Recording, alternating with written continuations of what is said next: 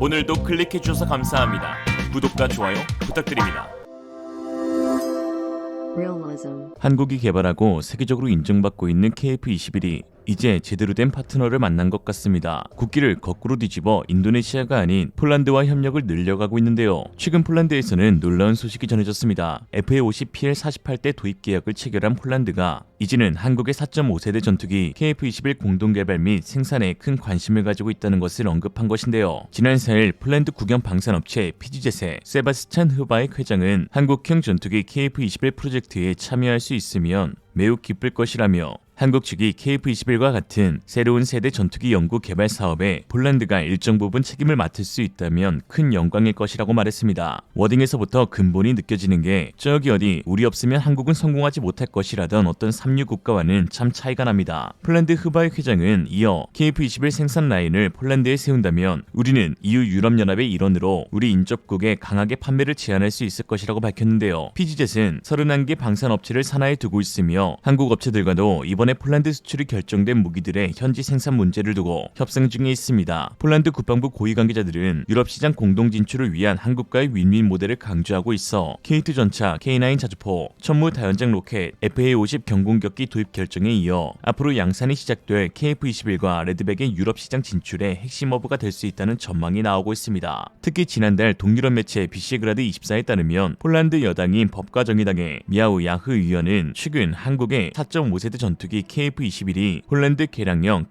KF-21PL로 폴란드 내에서 공동 생산될 가능성이 높다고 말했는데요. 야흐 의원은 군인 출신 삼선 의원으로 현 국회 국방위원장을 맡고 있어 그의 발언에 더욱 무게가 실리고 있습니다. 폴란드가 한국 KF-21에 지대한 관심을 갖고 있는 이유는 무엇일까요? 폴란드 고위 당국자들의 발언을 통해 유추해볼 수 있습니다. 폴란드 부하샤크 국방부 장관은 우리는 평화를 위해 전쟁을 준비해야 한다며 한국과 폴란드의 군사협력은 앞으로도 계속될 것이고 단순히 무기 도입에서 그치는 것이 아닌 현지 생산을 통한 방산산업 육성에 한국과의 협력이 필수적이라고 말했습니다. 또한 폴란드군 무기 도입을 책임지고 있는 치오츠키 국방부 군비정책국장은 지난달 28일 폴란드 국방부에서 가진 인터뷰에서 폴란드의 한국산 무기 컨소시엄 또는 주인트 벤처를 만들면 폴란드 지역경제 활성화와 장거리 운송 비용 절감에 도움이 될 것이라면서 강한 산업 파트너십과 협력을 통해 폴란드가 한국 무기 생산 및 유지의 허브센터가 될 수 있고 폴란드군은 유럽과 나토 내에서 가장 큰 한국 무기 수요자가 될 것이라고 강조했습니다. 즉 현재 카이가 폴란드의 건설을 추진 중인 FA-50의 MRO 센터 설립과 생산 시설을 토대로 더 나아가 KF-21PL의 생산에도 참여하여 자국의 국방력 제고는 물론이거니와 중장기적으로 생산 시설 및 유지 보수를 확대하겠다는 뜻을 피력한 것입니다. 사실 전투기는 총 운용비 가운데 최초 도입비보다 유지 보수 비용이 훨씬 더 많이 나오는 무기체계입니다. 폴란드가 전투기 도입과 관련해 한국을 외치는 데에는 이미 한번 미국에 크게 대인 적이 있기 때문인데요.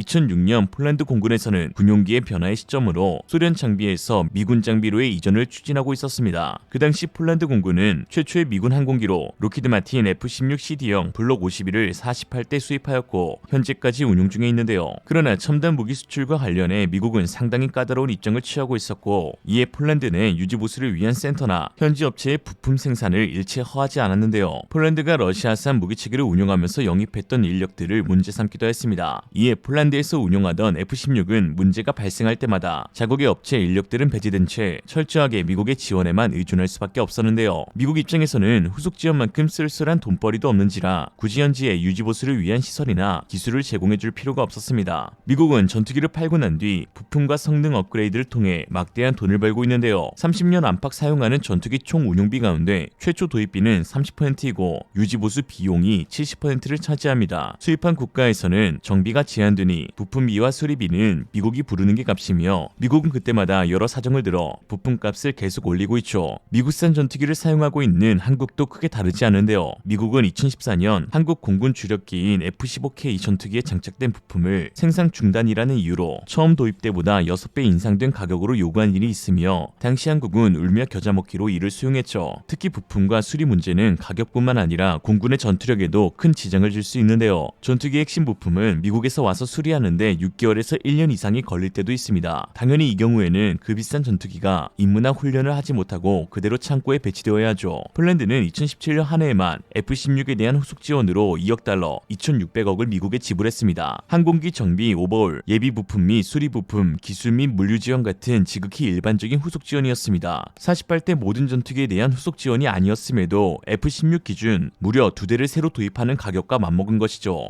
2020년에 들어서야 폴란드의 지속적인 요청으로 로키드 마틴은 폴란드 군비청과 장기적 전략 관계를 구축했고 결국 수리센터 건립이 추진되었는데 사실 이 역시도 로키드 마틴사가 직접 건설에 참여하는 것이 아닌 미국 시코르스키 항공사가 보유한 피젤 미엘레 공장을 통해 로키드 마틴 인력을 보충시킨 것입니다. 폴란드의 방산업체들은 일절 어떤 참여도 할 수 없는 시스템이죠. 현재 로키드 마틴의 폴란드 투자를 보면 산학기관과의 연구만 이루어지고 MRO나 현지 생산 라인은 전혀 이루어지지 못하고 있음을 알 수 있습니다. 폴란드 입장에서는 미국의 도움을 받아 당장 급한 불은 끌 수 있겠지만 언제까지 그 천문학적인 돈을 들여 MRO를 진행해야 하는지, 그리고 언제쯤이면 자체적인 생산 라인과 현지 업체의 기술력을 제고할 수 있을지 고심할 수밖에 없는데요. 이때 폴란드에게 구세주 같은 국가가 나타났습니다. 바로 한국입니다. 한국의 지하는 미국과 사뭇 달랐는데요. 폴란드가 미국에게서 48대의 F-16을 도입했을 때 들였던 총 비용은 약 38억 달러, 5조 원이고 한국의 FA-50PL 48대의 가격은 30억 달러, 4조 원인데요. 한국은 그 4조 원의 비용 안에 현지의 FA-50 종합정비가 가능한 유지보수 MRO 센터와 국제비행훈련학교를 설립하고 운영하겠다는 뜻을 밝혔습니다. 또한 국내 업체의 핵심 기술이 전부 이전되지는 않겠지만 생산과 유지보수가 가능한 기술은 적절한 수준에서 이전될 전망이라고 하였는데요. 이로써 폴란드는 현지에서 제품 생산 능력을 확보할 수 있게 되었고 국제비행훈련학교 설립으로 유럽 지역 내 조종사 훈련 소요를 충당할 수 있게 되면서 폴란드의 경제 활성화도 이룰 수 있게 되었습니다. 일각에서는 한국이 호구 잡힌 것 아니냐 하실 수 있지만 FA-50의 뛰어난 가격 경쟁력 그리고 정부와 한국 업체들 간 긴밀한 협력으로 한국 입장에서도 막대한 이윤을 창출할 수 있는 조건이었습니다. 이러니 폴란드가 한국을 좋아하지 않을 수가 없는 것인데 폴란드 군비청 회장이 괜히 KF-21에 참여할 수 있다면 영광이라고 한 것이 아니겠죠. 폴란드 역시 한국의 이러한 제안에 화답하듯 FA-50의 선수금 30% 1조 2천억 원을 앞당겨 한국에게 주었는데요. 인도네시아의 TOC바이, DSM이 잠수함 KF-21 등 계약금 밀당에 지쳐있던 한국 입장에서는 폴란드의 이러한 배려는 사뭇 남다르게 느껴졌습니다. 폴란드가 KF-21의 공동 생산을 감당하게 된다면 한국은 유럽 내 완벽한 물류 허브 및 생산 허브 거점을 확보할 수 있게 되고 EU 국가들의 더 뛰어난 가격 경쟁력으로 KF-21을 제한할 수 있게 되는데요. 부품과 물품의 조달이 더욱 저렴해지고 쉬워지며 안 그래도 뛰어난 납기 속도를 더욱더 앞당길 수 있어 현재 군사력 증강이 시급한 유럽 국가들에게 상당히 메리트 있는 제안을 할 수 있게 됩니다. 또한 경제의 규모를 이루어 5세대로의 KF-21 진화적 업그레이드가 순탄하게 이루어질 수 있게 되죠. 이와 같은 폴란드와 한국의 협력에 전 세계가 주목하고 있다 해도 과언이 아닌데요. 인도네시아는 공동개발 사업 구조에 변화가 생길까 우려하고 있으며 러시아는 폴란드와 유럽의 군사력 증대에 견제하고 있고 또한 유럽권 국가들과 차세대 전투기 개발을 추진하고 있는 일본은 앞으로 시장 경쟁력을 잃을까 노심초사하고 있습니다. 인도네시아 매체 사부마사니는 폴란드가 KF-21 프로젝트에 참여하기를 희망하고 있다라는 기사에서 인도네시아가 분담금을 미납하고 있는 상황에서 폴란드의 이러한 제안은 한국과 인도네시아 간 공동개발에 차질을 줄 수 있다라고 하였고 템포다코는 KF-21 보라매의 시장 잠재력과 개발 문제라는 기사에서 한국은 인도네시아로 보내야 할 시제기에 인니 국기를 빼버렸는데 이런 상황에 폴란드의 참여는 인니에게 협상력을 제공해주지 못한다라고 하였습니다. 한편 KF-21은 최근 시속 1100km까지 내서 비행하는 암속 비행에 성공했는데요. 음속이 시속 1200km이니 거의 도달했다고 볼 수 있습니다. 특히 KF-21에 탑재되는 한국형 무기체계들이 속속 개발이 완료되어 시험 발사만 앞두고 있어 기대를 불러오고 있는데요. KF-21에 달 수 있는 미사일과 폭탄은 13종에 달하는데 군은 최근 KF-21 장착을 목적으로 한국형 극초음속 미사일, 공대공 미사일, 공대지 미사일을 개발 중에 있습니다. K-타우러스로 불리는 공대지 미사일은 지하를 폭격할 수 있는 벙커버스터로 사거리 최대 800km에 이르러 독일제 타우러스보다 우수하고 가격도 저렴할 것으로 예상되며 또한 한국형 공대공 미사일 천룡은 올해 안으로 발사 시험이 예정되어 있습니다. 한국의 KF-21이 성공할수록 공동개발국이란 녀석들은 오히려 태클을 걸고 있으니 이런 상황을 두고 이렇게 말하죠. 인지상정, 인니 같은 지랄국은 상종하지 않는 게 정답이다. 이상으로 리얼리즘이었습니다. 여러분의 생각은 어떠신가요? 현명하고 지혜로운 여러분의 의견을 지금 댓글에 남겨주세요. 감사합니다.